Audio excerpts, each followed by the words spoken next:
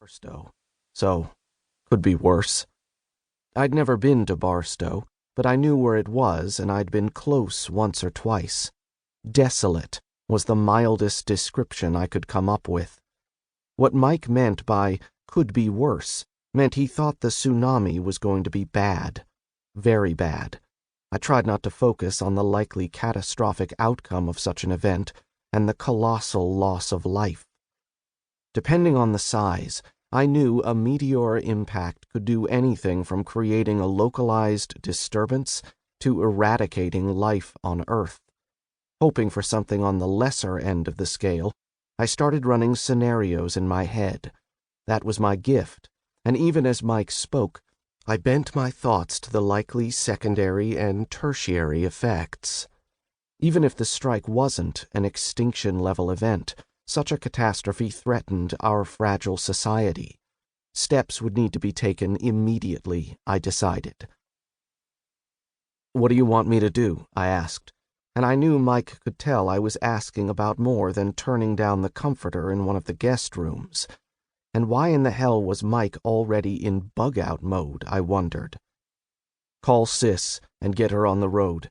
I imagine Patrick won't be able to get any time off, but he's sure to want Nikki and the kids somewhere where he doesn't have to worry about them. Oh, and rig up the farm for heavy weather. At the very least, this will stir up the atmosphere." "Sure thing," I replied. Then I heard the dial tone and hung up the receiver. Sitting there in the quiet darkness, I paused in stunned disbelief. As a child of the 80s, I grew up on a steady diet of disaster movies and Godzilla flicks. At the moment, all I could think of was the biggest monster of them all laying waste to Tokyo. Given the spotty news, I started constructing a series of deductions.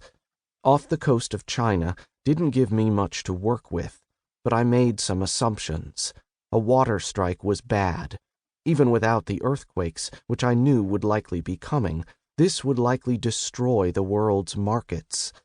China was a powerhouse in manufacturing and a huge consumer of American farm production. No Chinese customers meant reduced grain exports this coming harvest season. However, if California was also hit... I stopped there and headed for the kitchen, hitting the start button for a fresh pot of coffee before strolling on into the living room and turning on the television. Using the remote, I punched in the channel selection for CNN and then remembered my promise to Mike. By the time I retrieved my cell, the top story was being recycled, complete with red banners and streaming text below the talking heads: "Massive earthquake hits China."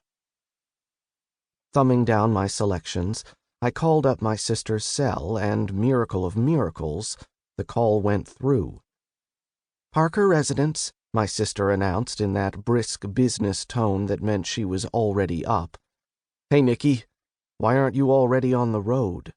"Walking out right now, big brother. All packed up and just waiting for Pat to get off shift. The kids are already hooking up the trailer.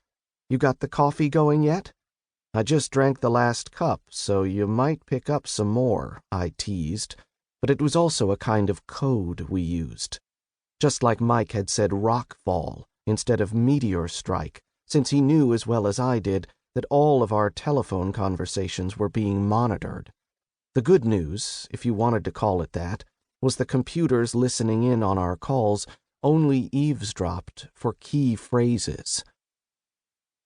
When we were kids, when Mom said she was going to the store to pick up coffee, we could expect her to be gone for hours or days as she left the farm to go on a drinking binge. So any discussion about picking up coffee meant trouble.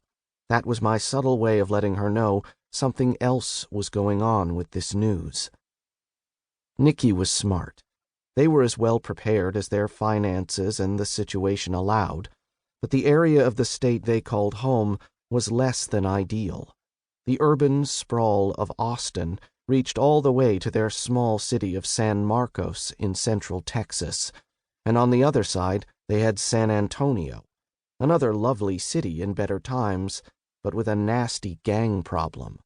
No, they needed to be here instead.